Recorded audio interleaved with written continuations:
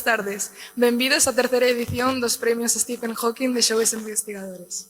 O tema desta edición é exploración. Está coordinado pola catedrática de Física Atómica da Universidade de Cantabria e directora do Instituto de Física de Cantabria, Teresa Rodrigo Anoro. Ainda que este acto este centrado na ciencia, non queremos esquecernos da arte, e por iso imos comezar con dúas pezas musicais, Lee Highway Blues e Caballería Rusticana, interpretada por dous violinistas que foron inquilinos desta casa ata o ano pasado, Gonzalo López e Sebastián Armas.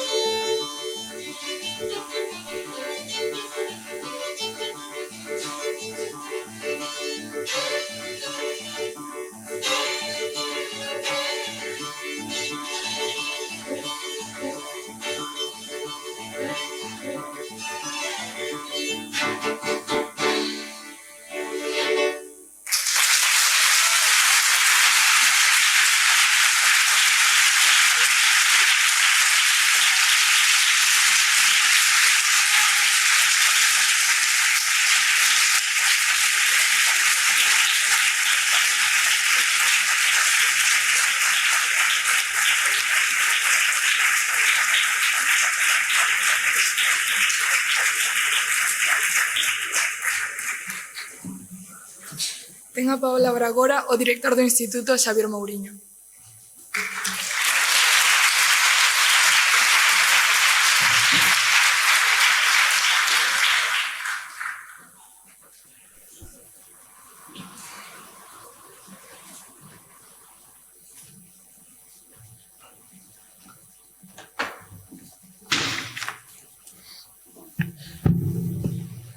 Boas tardes. Señora Conselleira de Educación, Universidade de Formación Profesional, señor Reitor da Universidade de Santiago, señora Conselleira de Educación, Mocidade, Igualdade e Políticas Lingüísticas, señora Inspectora, señor Inspector, profesor Carlos Pajares, autoridades, dúas profesoras, Sara e Rica de Oslo e dúas estudantes tamén que nos acompañan, alumnado, familias, compañeiros e compañeiras, benvidos e benvidas ao Premio Stephen Hawking. A verdade é que somos moi afortunados por ter un premio de investigación co nome do prestixioso científico inglés. Stephen Hawking estivo aquí, neste mesmo lugar, no ano 2008, presentando coa súa filla Lucy o libro La clave secreta del universo. Coincidía coa súa estancia en Santiago para recibir o premio Fonseca que lle outorgara a Universidade de Compostela. Nesa estancia en Santiago afirmou que o mundo depende cada vez máis da tecnoloxía e da ciencia. Polo tanto, é moi importante que a xente comprenda a ciencia e a mellor maneira de conseguilo é facer que se interesen por ela cando son novos. Con ese obxectivo, educar espertando interés pola ciencia, xurdiu este premio, precisamente bautizado co seu nome. A colaboración coa Universidade foi fundamental para que Stephen Hawking estivese no noso centro. Grazas ás xestións da profesora de Medicina da Universidade de Santiago, Rosa Señarís, o primeiro coordinador do premio foi Ignacio Martínez Mendizábal. E o regalo da segunda edición, o Premio Nobel de Química, Jean-Pierre Sauvage, debémoslo ao director do CICUS, José Luis Mascareñas. Este certame ten vocación de unir, de establecer lazos entre a educación secundaria, a universidade, a comunidade científica e o mundo da empresa. O Instituto non debe ser unha illa solitaria no océano da educación, senón unha illa con capacidade e con ganas para construir con outras illas un arquipélago de intereses comuns. Neste caso, un arquipélago confabulado pola ciencia. Esta expresión toma precisamente confabulado pola ciencia da nosa coordinadora deste ano, Teresa Rodrigo Anoro. Cando lle preguntan como é os grupos que ela coordina, di algo así como que son grupos multidisciplinares, que son grupos dinámicos, grupos moi flexibles e acaba dicindo, confabulados polo amor á ciencia. A min gustaríame certamente que este premio servise para confabularnos a favor da ciencia. Nesa vocación por construir lazos, presentamos nesta edición unha actividade, un reto no que os estudantes organizados en grupos de diferentes centros, xunto cos membros do xurado, debían presentar propostas ao reto a visión da sociedade no ano 2100. Nos queremos agradecer a todas as persoas, institucións e empresas a axuda que nos prestan para facer posible esta comunidade, este arquipélago confabulado pola ciencia. A Consellería de Educación, Universidade de Formación Profesional, aquí representada por dona Carmen Pomar, pola súa implicación e solidaridade con nosos proxectos. A Universidade de Santiago, representada aquí por o seu reitor e moitos decanos e profesores e investigadores, por abrirnos as portas sempre que lle pedimos algo. Moitos dos traballos que aquí imos ver hoxe que se defenderon ao longo da mañá fixéronse grazas á colaboración, efectivamente, coa Universidade, porque sempre, xa digo, sempre tivemos as portas abertas para a súa colaboración. Grazas tamén á Consellería de Educación, Mocidade, Igualdade e Políticas Lingüísticas, Noa, pola vosa colaboración e compromiso co centro. Ao Comité Científico do Premio polos seus sabios consellos e a súa disposición para colaborar co Instituto. Grazas aos verdadeiros protagonistas do premio, os estudantes e o profesorado que os coordina, que pertencen, ademais do noso centro, aos institutos Xelmírez 1 e Xelmírez 2 de Santiago, Blanco Amor de Ourense, Pintor Colmeiro de Silleda, Ramón Cabanillas de Cambados, Ramón María Aller de Lalín e o Colexio Plurilingüe Divina Pastora Franciscanas de Ourense. Os membros do xurado, Grazas por cedernos parte do vosso valiosísimo tempo para valorar os traballos de investigación e hoxe incluso, ademais, por ter dobre carga, porque pola tarde estivestes colaborando no reto que lle presentamos ao alumnado. Grazas ao profesorado do Instituto Suso Fidalgo, Charo García Chave, Enrique Cao, Rita Rial, Constantino Álvarez, Xan Otero e José Arca pola súa implicación na organización do premio. Grazas ás empresas e institucións que creen e colaboran con nosos proxectos. A banca, FISA aquí representada por Pilar Rodríguez e José Manuel Sánchez e Ternera Gallega representada por Jesús Vázquez e Luís Vázquez. Por último, quero dar as grazas a dúas persoas ás que non deixamos de pedirlles colaboración a pesar de estar xubiladas. Ubaldo Rueda e Maribel Martín. Non porque as vexamos ociosas, senón porque precisamos a súa colaboración moitas veces e porque aínda temos moito que aprender delas. Esta terceira edición está coordinada pola catedrática de Física da Universidade de Cantabria, Teresa Rodrigo. A súa extraordinaria carreira como científica no campo da física de partículas e ao seu compromiso con acercar a ciencia á sociedade encaixa perfectamente no espírito do premio, que busca en todo momento un referente para o alumnado. Cando lle escribimos en maio do ano pasado para convidala a ser a nosa coordinadora do premio, contestounos enseguida que aceptaba encantada e comentábanos que lle facía moita ilusión vir a Santiago e participar nun premio de investigación con estudantes de bacharelato. Por razóns persoais non pode estar hoxe aquí connosco. Pola súa recomendación, exerce de representante nesta terceira edición do premio o profesor Carlos Pajares, con quen comparte, ademais de carreira profesional, unha longa amizade. Grazas, Carlos, por darnos a coñecer a Teresa Rodrigo, porque, ademais, ter unha inmensa humanidade, unha extraordinaria. A verdade é que é un descubrimento excepcional o desta científica da catedrática da Universidade de Cantabria. Nos primeiros instantes do universo, nas condicións do seu inicio, supoñemos que había a mesma cantidade de materia que de antimateria, sen preponderancia dunha cousa sobre outra. Pero de alguna maneira, nun momento dado, produciuse unha ruptura desa simetría. Nese exceso de materia vivimos nós. Non se trata dun diálogo de ciencia ficción. Son palabras da científica Teresa Rodrigo, que participou nos grandes descubrimentos da física de partículas dos últimos tempos, como a quark top e o descubrimento do bosón de Higgs. Pero que é mellor para presentárnosla a Teresa Rodrigo que o profesor Carlos Pajares. Moitas grazas.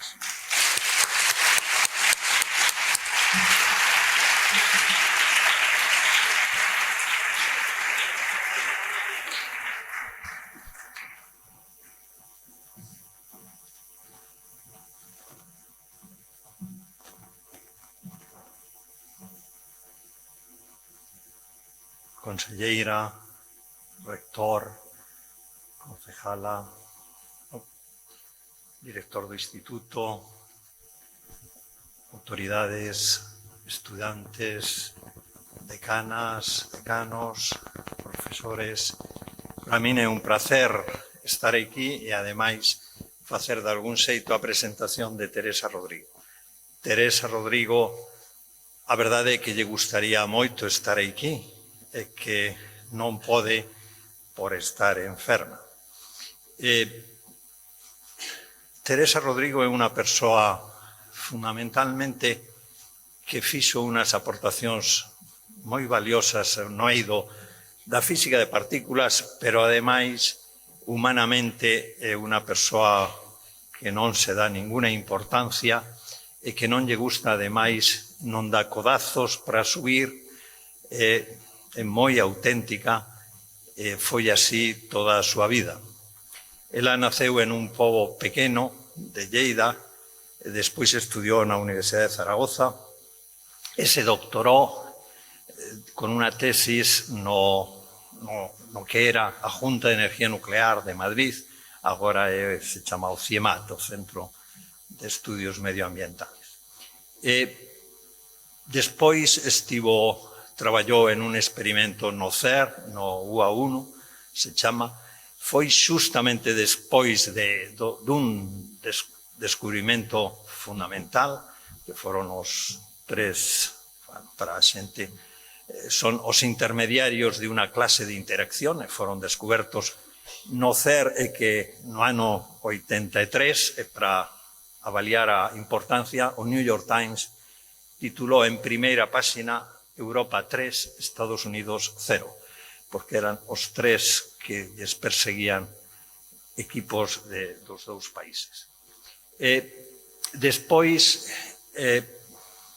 Teresa Rodrigo foise, xa estaba ligada de algún xeito á Universidade de Cantabria, e foise a un experimento importante que se facía no laboratorio Fermi de Estados Unidos, a 80 kilómetros de Chicago, e ela participou activamente no descubrimento dun quark, o quark top, que dos quarks posibles é o máis pesado, e que ten unhas propiedades moi características e que nos axudan moito a entender moitas cousas.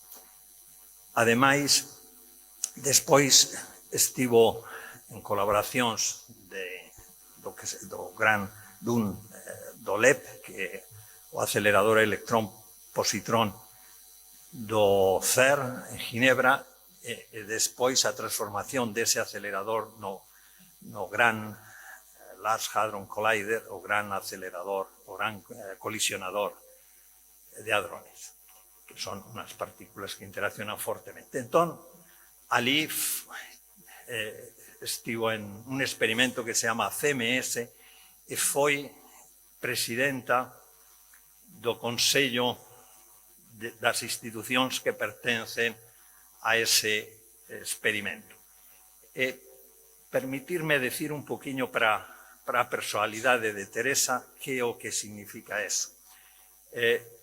Ese experimento é un experimento que traballan máis de 3.000 inxenieros e físicos, e que son varios detectores acoplados que se poñen onde colisionan as partículas en uno dos sitios que colisionan no acelerador 100 metros debaixo de terra, e que o conxunto dos diversos detectores forman aproximadamente, ten o volumen de un edificio de 7 pisos.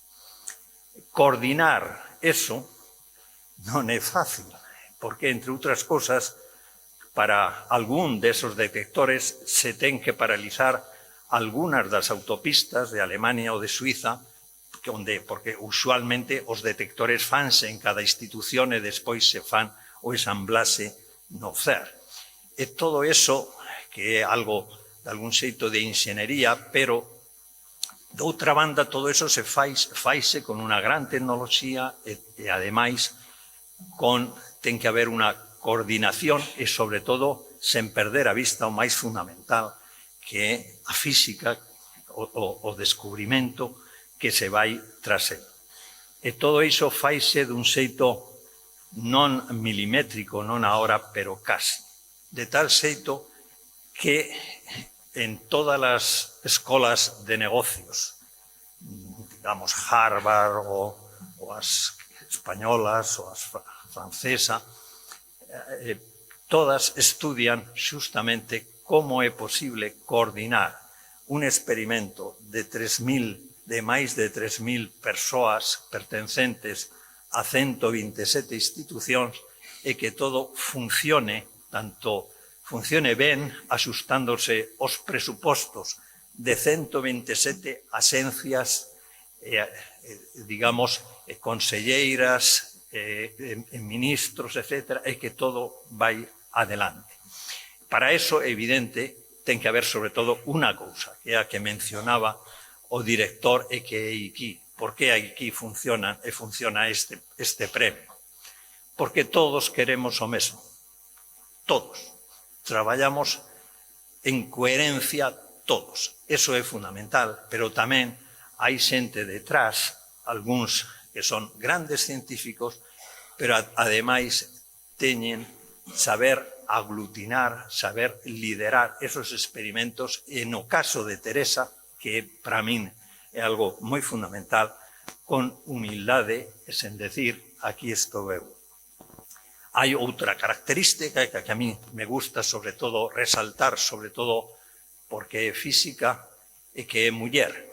En física, desgraciadamente, e ademais hoxe, por exemplo, en unha clase que di no máster, dicen, bueno, aquí os estudantes que temos un gran defecto, que é evidente, que todos sodes homes. Home, non é para tal, pero a verdade é que a min me gusta de ver de cando en vez alguna muller. Bueno, a porcentaxe de mulleres que temos en física en toda Europa, eu estive nunha comisión estudiando o problema nunha comisión europea, é o 30%. E ás veces subimos un poquinho, en España hai 10 anos éramos o 32, 33, agora somos o 27%. Entón, pero, bueno, Teresa é un claro exemplo que, por suposto, hai mulleres extraordinarias en física e en física de partículas, que aínda hai menos mulleres. Xa que logo, despois, na carreira científica de Teresa Rodrigo, pois foi membro do Comité de Política Científica do CER, que eso hai moi poucas persoas, aproximadamente son do orde de 20 persoas, en que inclúen, pois, no Comité de Política Científica, que, por exemplo, unha vez ao ano se invitan a outros que estiveron antes. Eu me lembro que unha vez contei na CEA, pois había 15 premios Nobeles, é dicir, para ver, máis ou menos, para decir o nivel de Teresa Rodrigo. É doctora honoris causa por universidades, ten premios valiosos de investigación, pero, sobre todo, é unha persona que non se dedica a ir a por premios, que é humilde e que fai o que fai. E se pode axudar, axuda.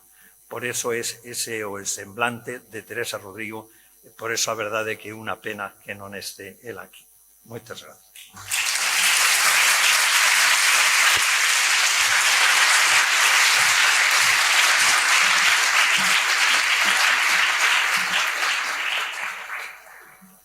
Como xa dixo o director do centro, a profesora Teresa Rodrigo non pode estar hoxe connosco, pero ímola coñecer a través da entrevista que preparou Marta Pita, exalumno do centro e membro do xurado, recentemente galardoada co premio Young Talent Prize, Young Talent Award 2019 pola Real Sociedade de Ciencias e Humanidades dos Países Baixos. Actualmente, Marta traballa no laboratorio QTEC de Física Cuántica na cidade holandesa de Delft.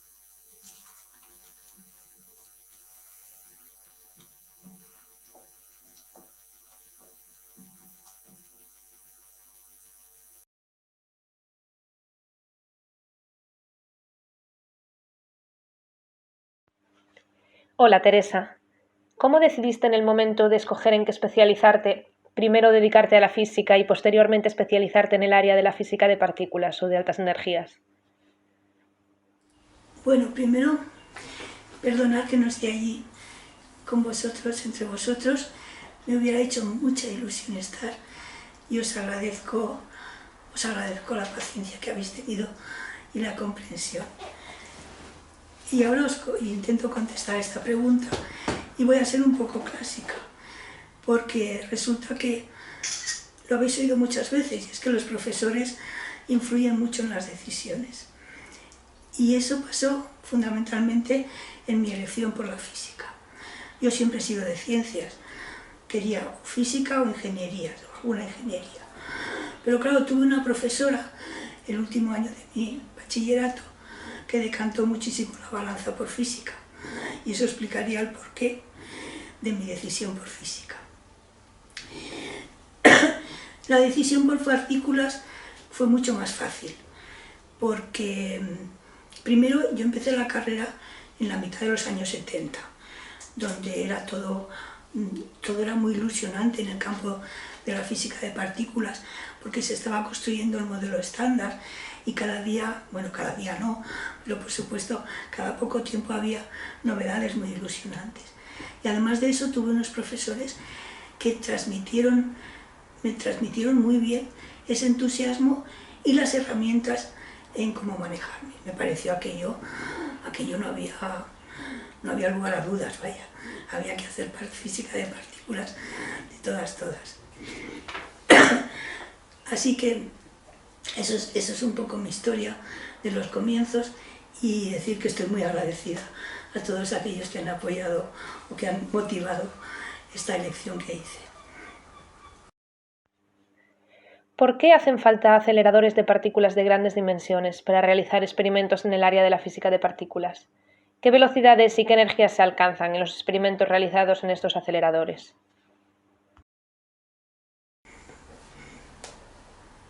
Bueno, hacen falta porque lo que queremos hacer, fijaros que lo que queremos hacer es reproducir el comportamiento de la materia en los primeros instantes después del Big Bang. Eso quiere decir, no es que los podamos reproducir de forma exacta, porque la complejidad en aquellos primeros instantes era mucho mayor de la que podemos, o sea, había muchas interacciones entre muchas partículas, etc. Nosotros lo que podemos hacer es reproducir de forma sencilla, en forma de colisiones simples, las condiciones de temperatura o de energía que se daban en esos primeros instantes. Y eso es lo que motiva a los aceleradores de partículas, el conseguir energías tan altas como las que había en esos primeros instantes. Hoy en día, las energías que alcanzan los aceleradores actuales son de las que había a los pocos picosegundos del Big Bang. Fijaros que los picosegundos son 10 elevado a menos 12 segundos. O sea, nos ponemos en las condiciones de energía o temperatura como las que había muy al comienzo del universo después de la inflación. Eso quiere decir que, fijaros, si ahora el universo actual está a una temperatura de 2,7 grados Kelvin, en aquellos momentos estaba a una temperatura de 10 elevado a 15 grados Kelvin. O sea, vamos de una temperatura de unos poquitos Kelvin a 10 elevado a 15. Y esas son las aceleraciones que conseguimos en los actuales aceleradores de partículas. Eso de la temperatura es equivalente a energía. O sea, lo que digo de 10 elevado a 15 a unos pocos lo reproducimos en energía del universo actual. Esa es la necesidad de nuestros equipos de investigación, de nuestras herramientas. Al contrario que en otras áreas de la física, los experimentos en el área de la física de partículas involucran multitud de investigadores y requieren muchos recursos y largos tiempos de toma y procesamiento de datos. ¿Cómo se gestiona un proyecto de esta magnitud para que no haya ningún error y todo salga adelante? Imagino que la planificación previa a la realización del experimento constituye gran parte del trabajo. Pues sí. ¿Y cómo se consigue? Se consigue con mucha dedicación y mucha organización. Y todo eso no sería posible sin un espíritu muy crítico y muy escrupuloso a la hora de tratar los datos, a la hora de realizar un experimento. Estas grandes colaboraciones se han convertido en un paradigma de cómo hacer ciencia, ¿no?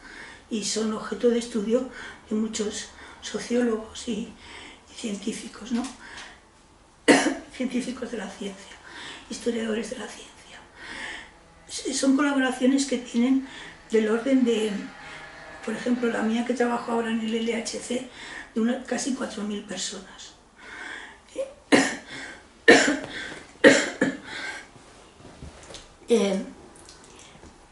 Y son experimentos que, como dices tú muy bien, tienen que durar muchas décadas operando, trabajando, recogiendo datos.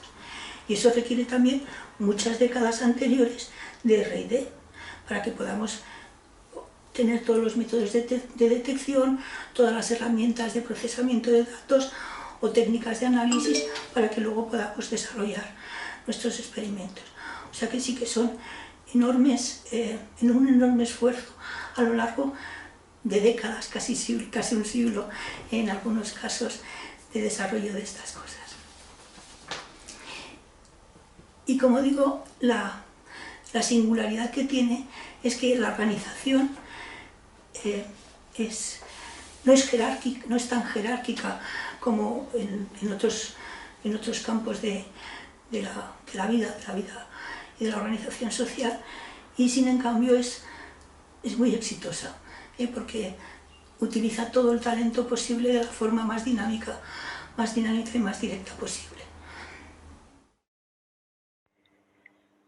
Desde el momento en que se empieza a plantear un experimento hasta que se obtienen resultados pasa mucho tiempo. ¿Es fácil mantener la motivación a lo largo de ese tiempo? ¿Hay indicativos de si se va o no por buen camino o solamente se sabe el resultado del experimento al final, una vez procesados todos los datos?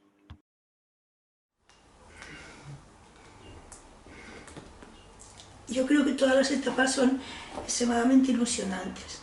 La primera etapa, cuando se pone en operación el experimento, la primera etapa de toma de datos, de ver cómo funciona el detector, de ver cómo funcionan el procesado y el análisis, ya vamos perfilando qué capacidad y qué sensibilidad tendrá ese experimento a nuevos procesos físicos que queramos observar. Y eso es un proceso muy ilusionante y donde todos ponemos lo mejor de nosotros mismos para que las cosas salgan lo mejor posible. Entonces yo diría que no hay etapa aburrida. No hay etapa aburrida, hombre, hay etapas más ilusionantes que otras, evidentemente, pero no hay etapa aburrida. Y luego, con respecto a si es un proceso y no solamente el resultado final, es un proceso. Es decir, cuando empezamos a tomar datos, pues ya se ve poco a poco, cuando vamos acumulando estadística, ya se ve una tendencia en esos datos que nos guía hacia dónde debemos ir. Y entonces, evidentemente, se mejoran todas las partes posibles que se tengan que mejorar de esos análisis, pero ya vemos por dónde van a ir las cosas. Y solamente hay que aguardar, no solamente, pero bueno, hay que aguardar a tener estadística suficiente como para poder dar un descubrimiento por definitivo. O sea que el proceso de descubrimiento no es del día a la noche, es un proceso continuo y eso, claro, nos tiene siempre en vilo. ¿Cómo es trabajar con tantas personas en un experimento? Imagino que no todos los investigadores involucrados se conocen entre sí o hablan a diario. ¿Están muy delimitadas las tareas que realiza cada uno? Mira, es verdad, no nos conocemos, yo no conozco a la mayoría de mis colaboradores. ¿Cómo nos vamos a conocer uno a uno cuando somos 4.000 y estamos distribuidos por todo el mundo? No nos conocemos. Entonces, nos organizamos nos organizamos entre nosotros para cubrir todas las tareas que haya que cubrir. Desde el mantenimiento del detector, la toma de datos, el procesamiento de los datos, los análisis, etc.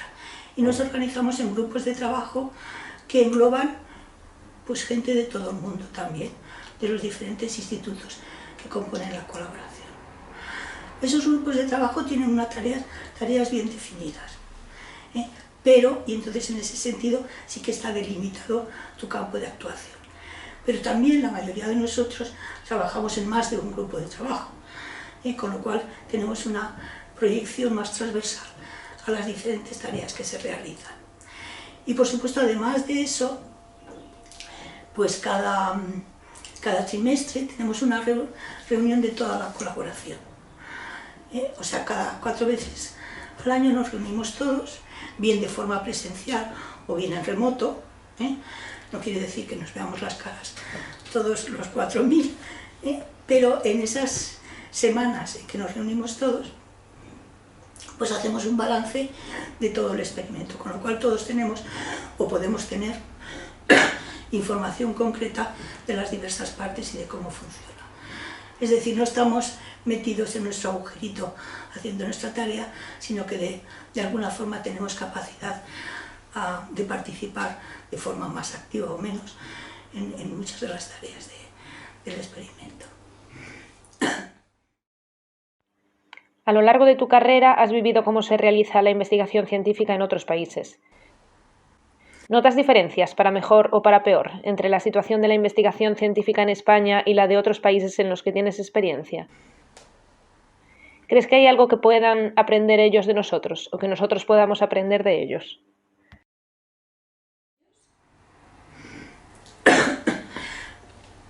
Mira, yo he vivido esta experiencia en grandes laboratorios, donde la vida no tiene freno. Estás todo el día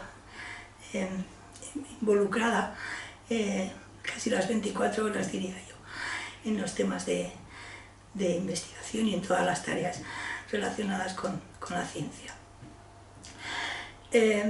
Mi experiencia es que se vive, mi experiencia es que tienes bastante libertad en hacerlo y tienes métodos de seguimiento y escrutinio que son muy potentes y que funcionan bien y que funcionan bastante bien.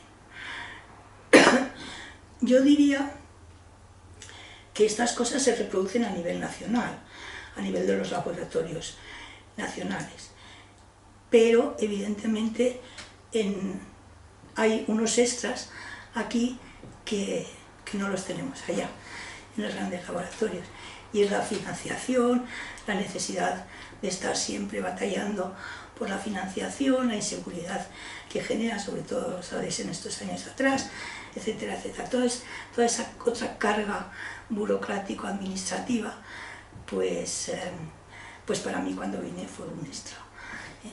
Ahora bien, yo en mi especialidad, puesto que es una especialidad donde el trabajo internacional es per se, es intrínseco a la investigación, no veo grandes diferencias entre lo que se hace fuera y lo que hacemos aquí, porque todos nos hemos formado fuera, o casi todos. Entonces lo que hacemos es importar lo que hemos aprendido, ¿no? Y eso desde el principio, porque, como digo, mi investigación particular es intrínsecamente internacional. Hay otras que no, tendrán otra problemática, pero en mi caso no lo podría decir así. Teresa, ¿te has sentido a gusto en tu ámbito profesional? Has sido pionera en el ámbito de la física de partículas y trabajaste en los mejores laboratorios del mundo, el Fermilab y el CERN. ¿Has notado obstáculos en un mundo mayoritariamente masculino? Esa es una pregunta muy interesante, muy delicada y muy compleja. Primero decir que, por supuesto, la ciencia y la organización de la ciencia no se libra del patriarcado, ¿eh? Eso per se. Pero resulta que los científicos se nos da un caso un poco diferenciado. Y te diré por qué. Resulta que nosotros, nuestra recompensa es el respeto de nuestros colegas y la consideración de nuestros colegas. Es el reconocimiento y el respeto científico. Entonces, si muchas de nosotras, muchas científicas, en algunos periodos de nuestra carrera, sobre todo al principio, no sentimos o no sabemos reconocer esa discriminación. ¿Por qué? Porque importa mucho el respeto. Y si eres discriminada, ya no perteneces a esa comunidad. Entonces, de alguna manera, eres ciega a lo que pueda ser o reconocer como actos de discriminación, porque lo que quieres es ser como tus colegas. No quieres ser diferente o no quieres aceptar que se te trata diferente. Por esa necesidad de reconocimiento científico. Pero claro, la experiencia hace mucho y poco a poco empezamos a comprender el cómo y en dónde se producen esos procesos de discriminación. Y he de decir que si bien individualmente no tenemos seguramente las herramientas o la capacidad o la formación feminista que necesitaríamos, los estudios de género nos han ayudado mucho, porque nos han dado herramientas, estudios, estadísticas, donde podemos claramente ver y diferenciar los ámbitos de discriminación y, por lo tanto, intentar superarlos. Entonces, en ese sentido, yo creo que, como todo, es un proceso colectivo. Es un proceso colectivo que a lo mejor en tus años tempranos lo niegas, para ser igual que todos, para ser igual de brillante que todos, y luego poco a poco te vas. Gracias a nuestras insignes compañeras nos hemos armado con herramientas que nos permiten batallar contra esa discriminación que está inherente en todo. Por último, ¿qué consejo le darías a un estudiante que a la hora de escoger a qué dedicarse no tiene las ideas muy claras? ¿Qué le espera y qué habilidades tiene que tener si decide dedicarse a la investigación en física de forma profesional?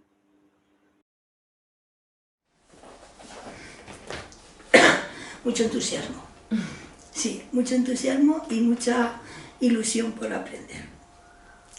Porque yo creo que el entusiasmo, si estás contento con lo que haces, si te gusta lo que haces, eso puede superar muchas cosas. Puede superar agujeros que tengas en tu formación anterior o poca habilidad con algunas de las tareas que tengas que realizar. Si tú tienes interés, si te gusta lo que haces y tienes entusiasmo e interés, puedes superar muchas de esas cosas que bueno, no todos somos genios, ¿no? No todos somos perfectos en todo y sabemos todo. Pues ese entusiasmo te va a ayudar a superar todas esas deficiencias que todos tenemos, ¿no? Luego, por otra parte, la curiosidad. Yo creo que es otro ingrediente que, como también es muy tópico decirlo, pero es verdad. Si tenemos interés en aprender cómo funciona el mundo, si tenemos curiosidad y queremos honradamente entender cómo funcionan las cosas, ¿no? Eso nos hace que queramos dedicarle tiempo, ser sistemáticos, ser coherentes, y no dejarnos llevar por las primeras tontadas que se nos ocurran, ¿no? Yo creo que el aprender, el proceso continuo de aprender es una cosa maravillosa. Entonces os lo deseo a todos que podáis, en la cosa que elijáis, tener esa capacidad de aprender cada día un poquito y de motivaros cada día un poquito, porque es lo más ilusionante que nos puede pasar a los humanos. Y si podéis dedicar vuestra vida a lo que os guste más y os ilusione, pues esto será mucho más llevadero. Muchas gracias, Teresa. Esperamos verte algún día en nuestro instituto. Un abrazo de todos nosotros. Muchas gracias a vosotros.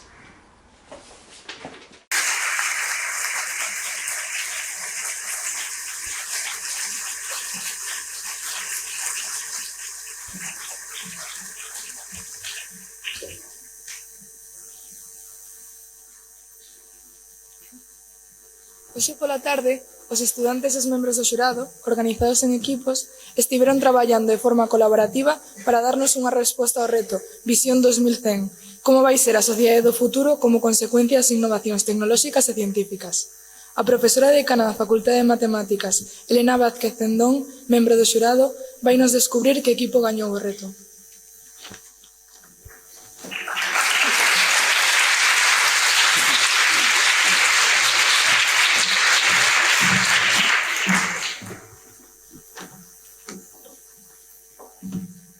Bueno, boa tarde, señora conselleira, señor reitor, señora conselleira.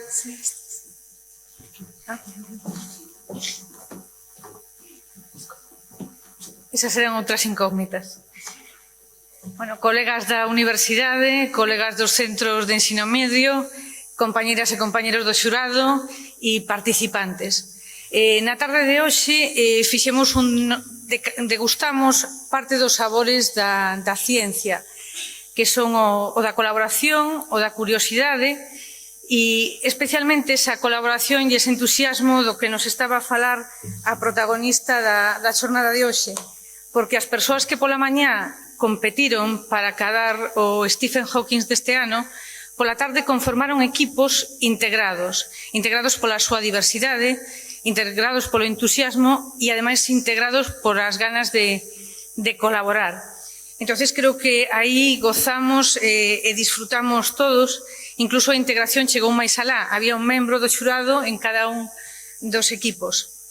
Tiveron os 6 equipos 25 minutos para reflexionar e investigar sobre a visión da sociedade no 2100.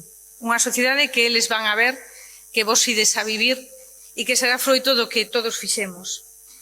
Foi un reto interesantísimo. Tiveron 25 minutos para colaborar, para montar presentacións, para facer incluso escenificacións e, ademais, para dar resposta colectivamente a preguntas que en tempo real lle formulamos os 3 membros que quedamos do xurado, Pablo Almuíña e Cristina Penas. E a verdad que eu creo que dona Teresa Rodrigo estaría encantada, porque creo que conxuntamente nos fabulamos e confabulamos para dar respostas a ese futuro no que, como corolario, se me permiten, chegamos a que había que aprender dos erros para facer aprender os computadores e para evitar certos escenarios que hoxe aquí se dramatizaron, e agardo que sexan simplemente simulacións e que vostedes vexan outras opcións. Quedou claro que un elemento identificativo das persoas é a empatía e agardo que non perdamos nunca esa empatía. Agradecer a colaboración de todos e me toca despexar as primeiras incógnitas desta tarde. É un placer porque o equipo gañador, como todos os equipos, estaban integrados por persoas de todos os centros. Así que empezamos gañando todos, como nos acontece moitas veces na ciencia. En lugar de decir un número, para que non machaquen que sou de matemáticas, vou empezar a decir nomes. E este equipo estaba conformado por Marta Pita Vidal, como membro do xurado, Adrián Rey, do IES Ramón Cabanillas, Alina Fernández, do IES Rosalía, Paula Rey Stoll, do Colexio Divina Pastora de Ourense, Alba Candal, do Xelmírez 2, Adela Beiro, do Xelmírez 1, Xoana Rivas, do IES Pintor Colmeiro, e para que haxa diversidade tamén nos premiados, de Rubén Fontán, do IES Ramón María Aller. Parabéns aos galardonados.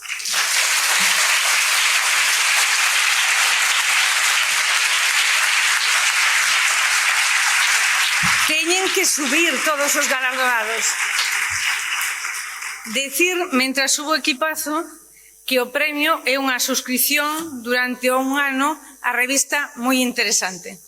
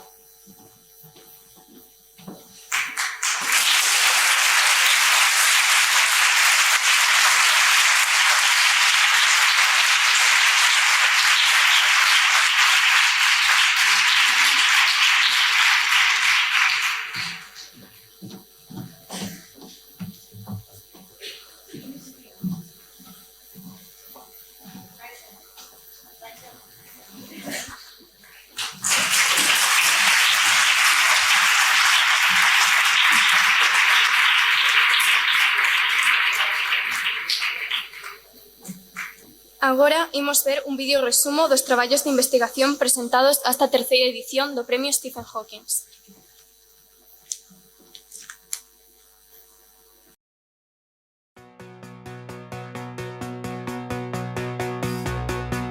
I see the dawn of a new beginning. This time we can't go home. I hear the streets of tomorrow calling. I go where you go. 'Cause we belong to something. We belong to something new.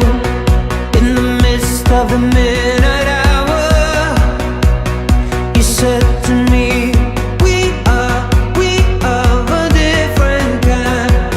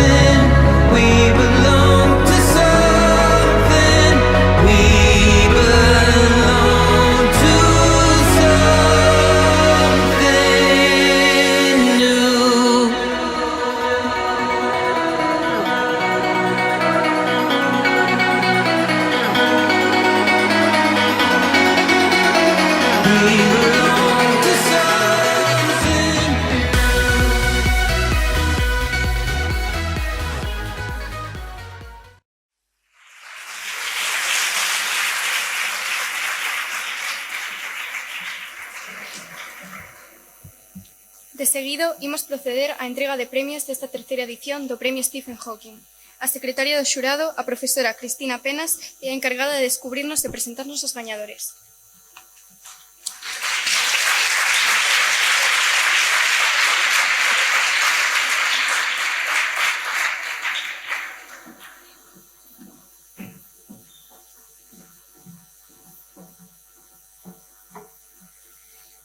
Bueno, boas tardes. É un placer estar aquí un ano máis. Moitas gracias por acordaros de min.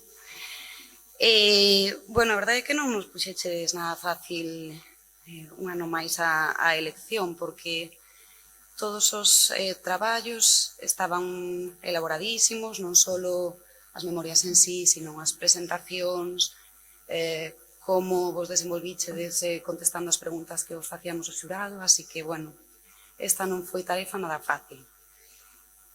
Bueno, pois como secretaria do xurado vou a empezar ou a seguir desvelando os misterios que empezou desvelando Elena. Como sabedes, hai 5 terceiros premios, 2 terceiros premios e un primeiro premio. Así que empezarei con un dos terceiros premios que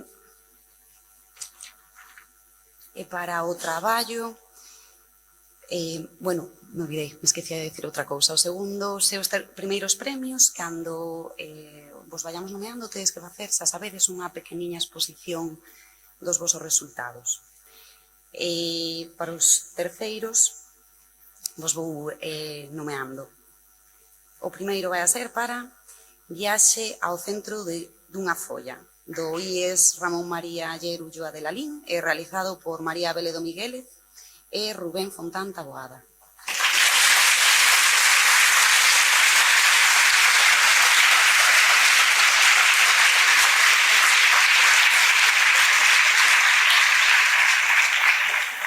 Fará a entrega do premio Pablo do Barro, graduado en Matemáticas e membro do xurado. Por favor, Pablo.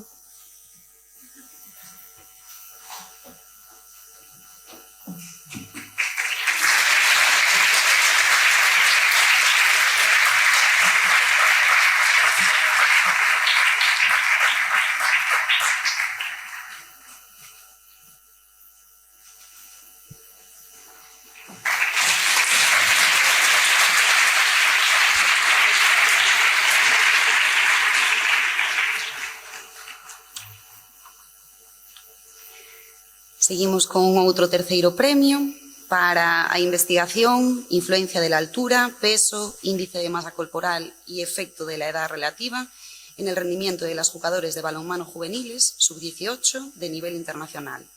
Do IES Plurilingüe Rosalía de Castro de Santiago de Compostela e realizado por Izan Saavedra Escalante.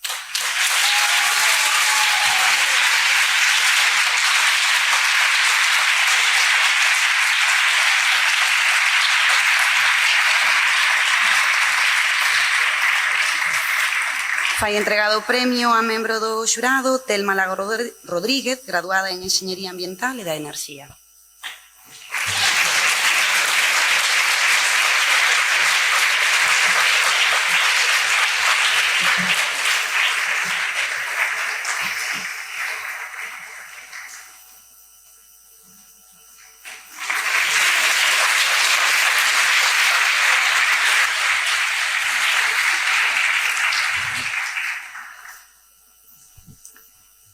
Seguimos con outro terceiro premio para Dinámica de la absorción del ADN en nanopartículas de SiO2, do IES Plurilingüe Rosalía de Castro, realizado por Lara Quinteiro Fernández.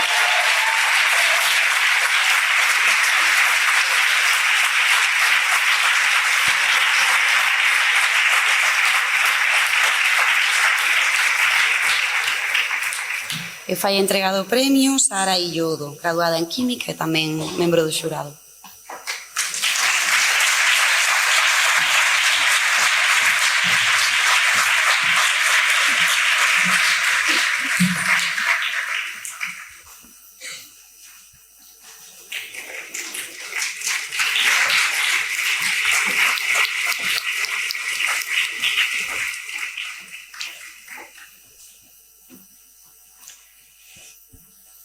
Outro dos terceiros premios é para a investigación estudio de la actividad bioquímica del suelo de Parques de Santiago de Compostela utilizando bolsas de té.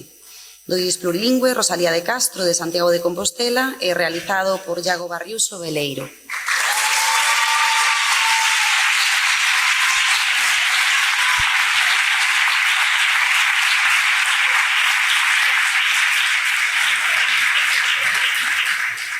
Fai entregado o premio David Mosquera, membro do xurado e graduado en Enxeñería Informática.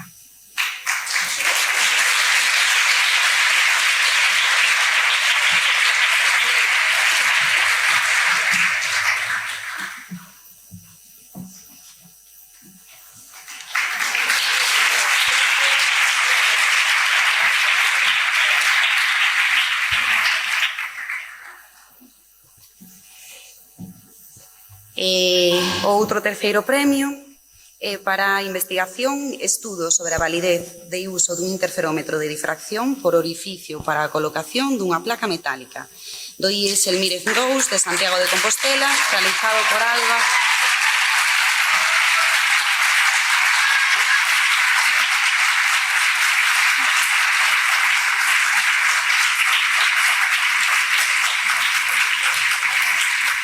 E fará a entrega do premio Pablo Almuíña, médico interno residente.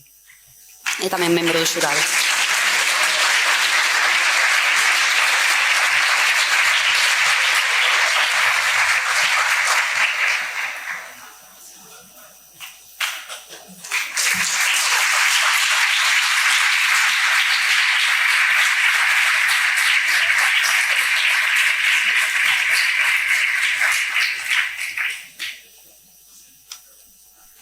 Bueno, pois vamos cos segundos agora.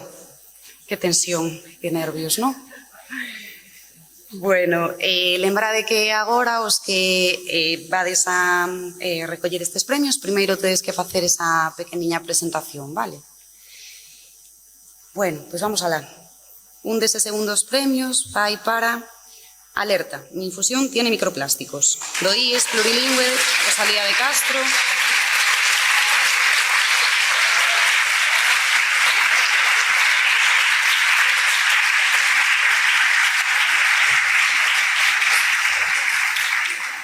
Realizado por Alina Fernández González e vai a facer a presentación. Sí. Madre mía. Bueno, mi estudio se centraba en la determinación de microplásticos en bolsas de té piramidales. Para ello utilizamos un colorante que se llamaba rojo Nilo, que nos permitiría, haciendo incidir luz azul en las placas, poder visualizar esa fluorescencia y así observar estas partículas. Los resultados fueron satisfactorios y, bueno, buscaba con este trabajo tratar de que la gente se concienciara más acerca de la problemática que existe actualmente con los plásticos, pero no solo con los macro y los mesoplásticos, sino con estas partículas diminutas que, aunque no se vean, pueden suponer un riesgo para el medio ambiente importante. A continuación, me gustaría agradecer en primer lugar a mi familia, porque si no, obviamente no podría estar aquí hoy. Y posteriormente a Rita Rial, que fue mi coordinadora y me estuvo apoyando y proporcionando las técnicas pertinentes para la realización de mi proyecto. Muchas gracias.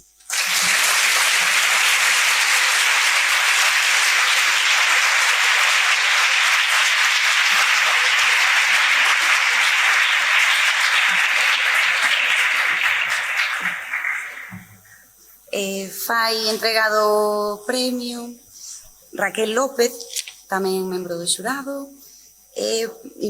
profesora investigadora do Departamento de Farmacia e Biotecnoloxía da Universidade Europea de Madrid.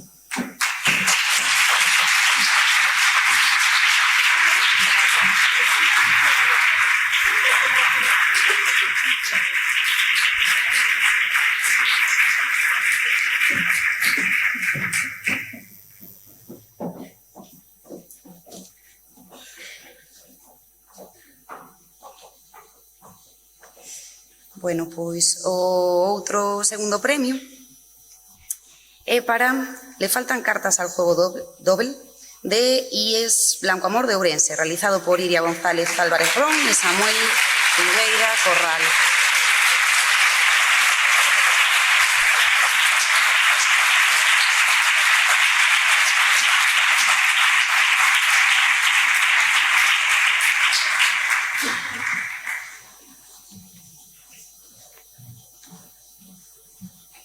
Buenas tardes a todos. Antes de nada, me gustaría agradecer a mi compañero que no puede estar aquí por una competición, que este trabajo no es solo mío, es nuestro.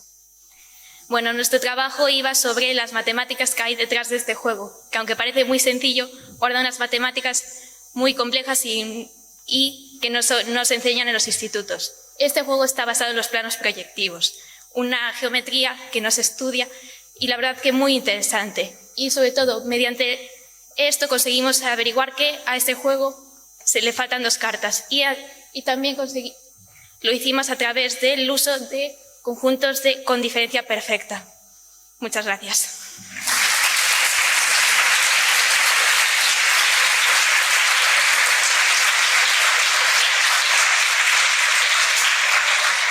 Fai entregado o premio Xavier Cid, profesor e investigador do ICFAI.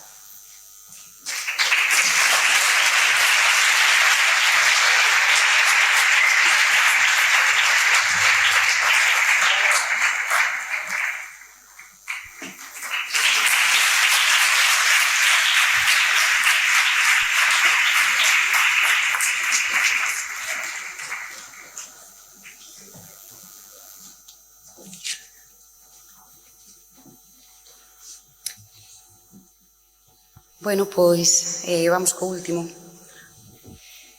Como gañador, este xurado elixe como mellor traballo de investigación na 3ª edición do Premio Stephen Hawking para xoves investigadores o titulado Condicións medioambientais de zonas fluviais limítrofes coa mina de Touro, do IES Elmirezún de Santiago de Compostela, realizado por Uxía Romero Míguez, Tais Senín Mayo e Noa Mesejo Iglesias.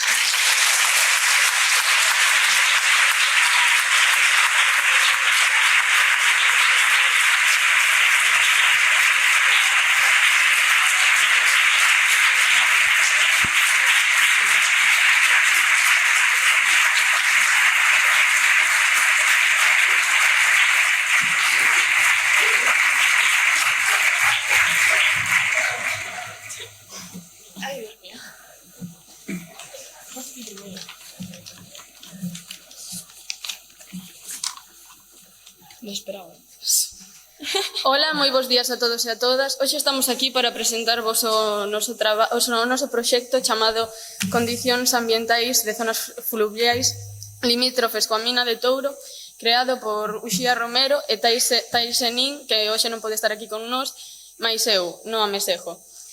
O obxecto do noso estudo é unha antiga mina de cobre, a mina de Touro, unha explotación a ceo aberto que estivo activa entre 1973 e 1986. Está situada nun entorno rural con núcleos de poboación próximos.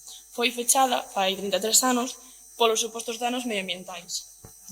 A intención do noso traballo é comprobar se a explotación a ceo aberto de sulfuros nunha zona de clima moi chuviosa implicaría a existencia de lixiviados ácidos e de metais pesados en proporcións superiores ás normais con influencias negativas sobre a biodiversidade da zona. Para a recollida das mostras estudadas visitamos unha serie de ríos na contorna da mina, algúns antes e outros despois. Realizamos 2 tipos de análise para comprobar a nosa hipótese, unha análise biolóxica e unha análise química. A análise biolóxica busca e identifica os macroinvertebrados indicadores da salubridade da auga. A súa vez, a análise química busca a concentración na que se atopan diferentes metais pesados. Nós, debido aos recursos dos que dispoñamos, analizamos a concentración de cobre, ferro, cadmio, zinc e chumbo. Como resultados das análises biolóxicas e químicas, obtivemos o estado das aguas dos distintos regatos. No río Control, por exemplo, que foi o río Lañas, temos un pH neutro, unha cantidade de ferro baixa e unha gran cantidade de macroinvertebrados, moitos deles indicadores dun moi bo estado. Pola contra, no río Portapego obtivemos un pH moi ácido, unha abundante presencia de ferro e escasos macroinvertebrados indicadores dun estado malo, concluindo que, como ditaminou a Xunta de Galicia, a mina afectou de forma negativa ao ecosistema, nos regatos máis próximos aos depósitos da explotación.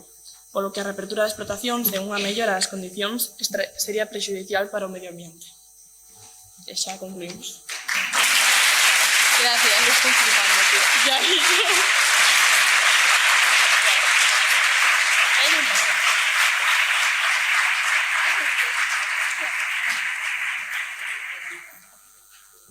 Fai entrega deste primeiro premio Carlos Pajares, catedrático do Departamento de Física de Partículas.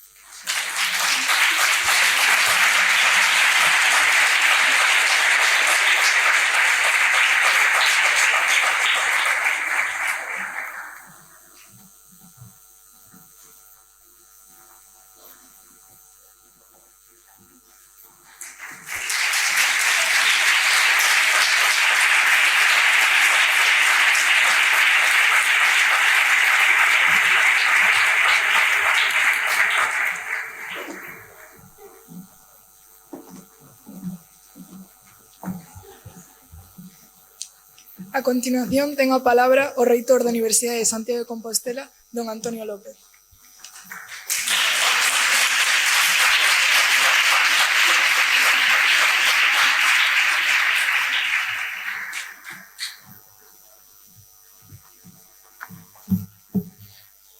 Moi boas tardes a todas e a todos, conselleira, director deste instituto, director emérito deste instituto, querido Baldo, profesor Pajares, claustro de profesores, profesorado universitario que tamén hai aquí en nunha boa, magnífica representación, estudantes, donas e señores, é un placer para quen lles fala poder estar aquí hoxe en este acto de entrega destes premios.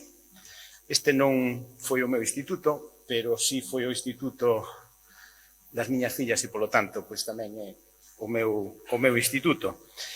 É tamén un emblema do ensino público nesta cidade e esa conexión do ensino público medio como é este instituto e a universidade pois é unha palanca que temos que reforzar e aproveitar. É verdade que originariamente este edificio que foi Colexio San Clemente de Pasantes para estudantes que xa remataban os estudos universitarios, competiu durante 100 anos, máis ou menos, co Colexio de Fonseca para saber quen era o que tiña o título de Colexio Maior da Universidade. Esas teimas remataron alá por 1750 e a partir de aí, pois, isto todo é colaboración e armonía e neso temos que seguir traballando. Parabéns a todos os premiados, esta magnífica ceremonia de entrega emocionante como que ocorre noutros ámbitos, pois ten moito mérito. Ten moito mérito que se aposte desde o ensino medio pola investigación, pola ciencia, polas ensinanzas STEM.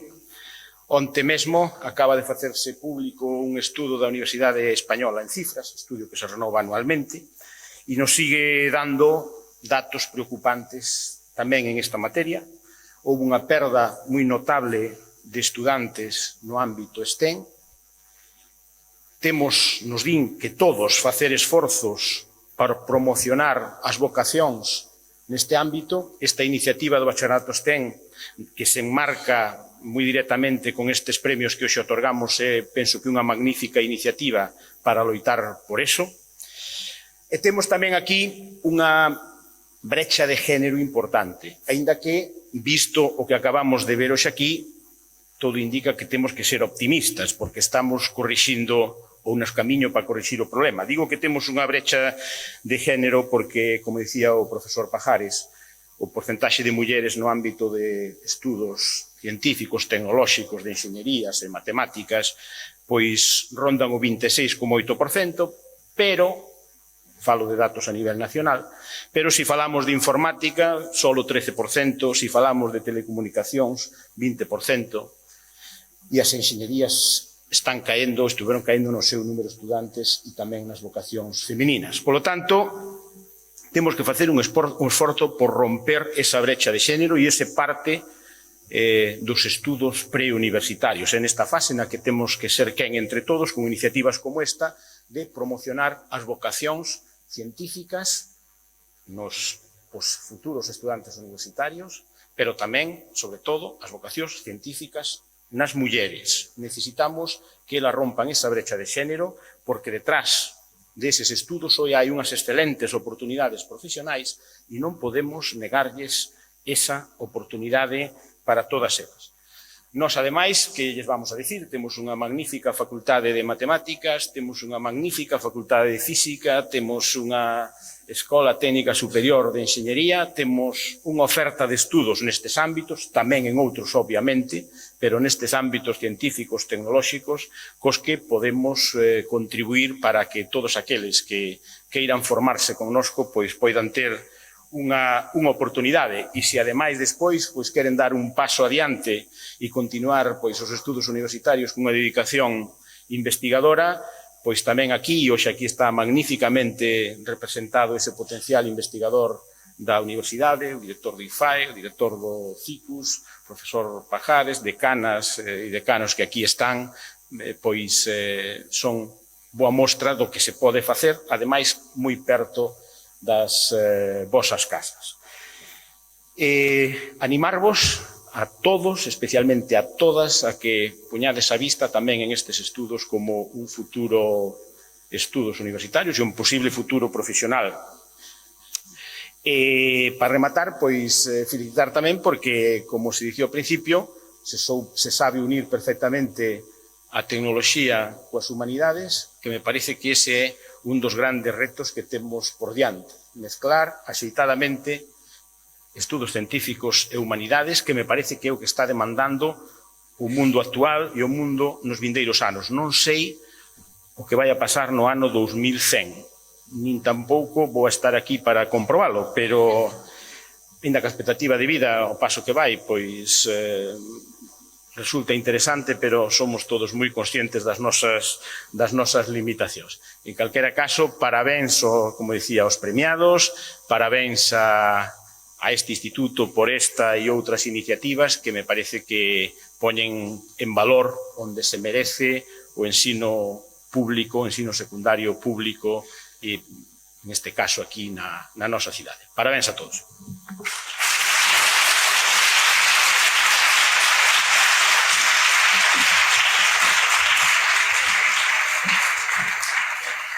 Pecha o acto a Conselleira de Educación, Universidade e Formación Profesional, dona Carmen Pomar.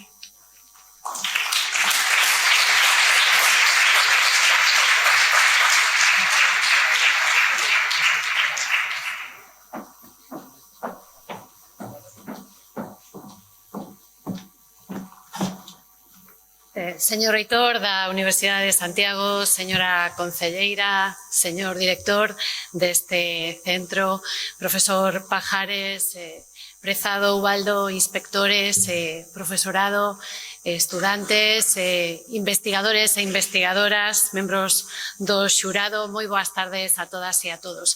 Este sí é o meu instituto, polo tanto, a verdade é que é sempre un placer e un orgullo volver a esta casa. Síntome sempre moi invadida pola nostalgia, pola morriña daquelas tantas horas que pasei na miña adolescencia neste centro. Felicidades fundamentalmente a Uxía, a Noa e a Tais, pero tamén aos demais, a todas e a todos os participantes neste terceiro premio xa Stephen Hawking para investigadores mozos, aos 24 equipos finalistas, aos autores, por tanto, e autoras deses 24 traballos que se expuxeron hoxe e, por suposto, como dicía, enhoraboa aos gañadores e gañadoras. Este premio, que chega á súa terceira edición, naceu para difundir a cultura científica entre o alumnado, recoñecendo os mellores traballos de investigación e de divulgación científica realizados por estudantes de cuarto da ESO e de bacharelato da nosa comunidade. A edición deste ano, como vimos, tivo como tema para o desenvolvemento dos proxectos a exploración e a Teresa Rodrigo, física do Comité de Política Científica do Laboratorio Europeo de Física de Partículas, como referente e motivación. Non me esquecerei das palabras que ela pronunciaba: entusiasmo, ilusión e curiosidade.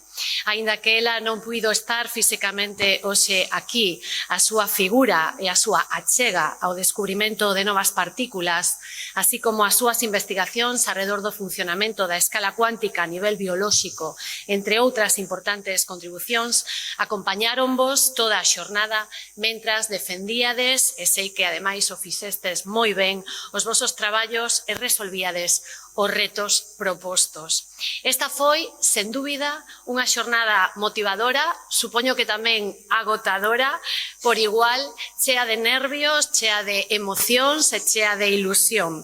Chea tamén de orgullo, orgullo polo traballo ben feito, en algúns casos por unha pequena, digámoslo así, decepción por non ter chegado ás metas propostas, pero o importante é seguir nesa folla de ruta. Deixade que vos diga algo, ter chegado ata aquí é xa, e debe selo para todas e todos vos, un honor. Non vos sintades mal por non ter acabado os máximos recoñecementos. Seguide e seguide intentando. Unha vez e outra vez. Hai que errar moito antes de acadar o éxito. Cada científico que está hoxe aquí, cada científica podería dicírvolo e podería confirmárvolo. Hoxe defendíchedes 24 proxectos como membros de equipos chegados de centros das 4 provincias galegas. En moitos deses centros estáse a impartir o STEM Back, unha aposta da Consellería de Educación para promover as vocacións científico-tecnolóxicas en conexión coas universidades e tendo en conta, e xa apuntaban os que me antecederon no uso da palabra, a perspectiva de xénero. Durante o curso, ao participar neste premio, estades aprendendo como investigar e facer un bo proxecto, como aplicar os métodos científicos de xeito rigoroso, ordenado e crítico. Estades tamén aprendendo a traballar en equipo, témolo comprobado despois dese premio de traballo cooperativo e colaborativo e ademais en grupos tan heteroxéneos.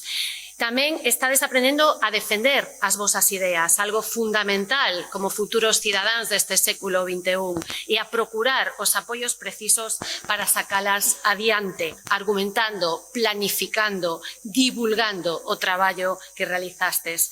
É dicir, estades adquirindo habilidades, competencias que vos serán útiles durante toda a vosa vida, ao afrontar situacións imprevistas e ao vervos obrigados e obrigadas a usar a vosa creatividade. Polo tanto, creo que os premios acadados están fora de toda dúbida. Permitide que me dirixa de xeito especial a vos, rapazas aquí presentes, posto que unha muller, a profesora Teresa Rodrigo, foi a inspiración para a vosa edición. Son precisos moitos máis referentes femininos, tamén os sinalaban o profesor Pajares e o reitor, para que teñades espellos nos que mirarvos e logros aos que aspirar. Teresa, que reivindica a liberdade de dubidar e deixar portas abertas ao descoñecido, é investigadora, profesora e xestora. Foi pioneira en moitos campos e dirixiu un dos equipos que colaboraron no descubrimento do bosón de Higgs, considerado, como sabedes, un dos meirandes logros científicos dos últimos 50 anos. E, ademais, desde o 2010, a presidenta do Consello de Colaboración Internacional do CMS, no que participan institucións de máis de 40 países. Sen dúbida, pois, unha motivación para calquera, sexa home ou muller. Tamén no sistema universitario de Galicia temos mulleres científicas que xogan un papel cada vez máis relevante na investigación de distintas áreas integradas e tamén liderando o que é fundamental, equipos científicos de referencia. Mulleres que están nos estadios máis altos da investigación, que rachan a diario os teitos de cristal, eses famosos teitos de cristal que aínda existen e que vos poden servir sempre, como dicía, de inspiración para seguir a formarvos e aspirar sempre a chegar máis lonxe. Non me estendo máis, grazas ao meu instituto, ao Instituto Rosalía de Castro, por ser, unha vez máis, un anfitrión tan xeneroso. Aos membros do xurado polo seu difícil labor e a vos, alumnas e alumnos, por atrevervos a participar e a compartir co mundo os resultados das vosas investigacións. Moitísimos parabéns a todas e a todos, enhoraboa aos equipos gañadores e moitas grazas.